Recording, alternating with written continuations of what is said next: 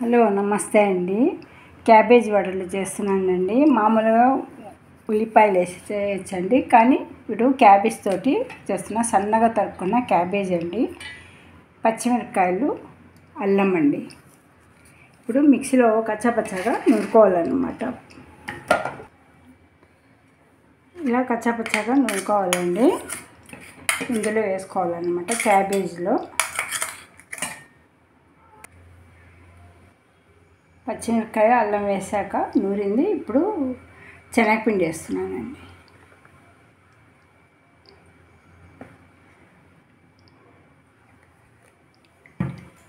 Next వచ్చి బియ్యపిండి అండి. దీనికి బౌండింగ్ అన్నమాట, లేకపోతే వడలు రావు. బియ్యపిండి కొద్దిగా, సాల్ట్ టేస్ట్ని బట్టి అండి, జీలకర్ర అండి, కొద్దిగా పసుపు అండి. అంటే మిరపకారం వేయటం లేదండి, పచ్చిమిరపకాయలు నూరాను కాబట్టి. కొద్దిగా నువ్వులండి. నెక్స్ట్ వచ్చి కొత్తిమీర అండి.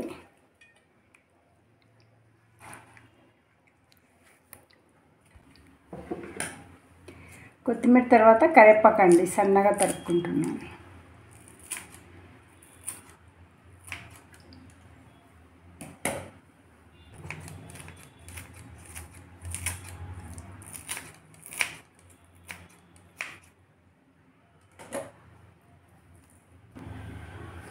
అన్నీ వేసాక బాగా కలుపుకోవాలండి. కొద్ది కొద్దిగా నీళ్ళు వేసుకుంటూ కలుపుకోవాలండి.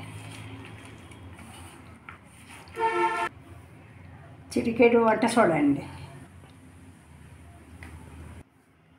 అంతా కలుపుకున్న తర్వాత అండి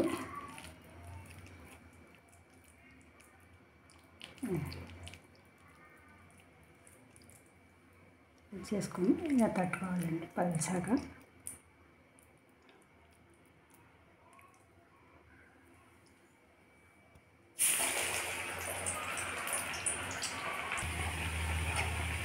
మీడియం ఫ్లేమ్లోనే వేగనివ్వాలండి. కరకరలాడుతూ బాగుంటాయండి ఇవి క్యాబేజ్ వడలు.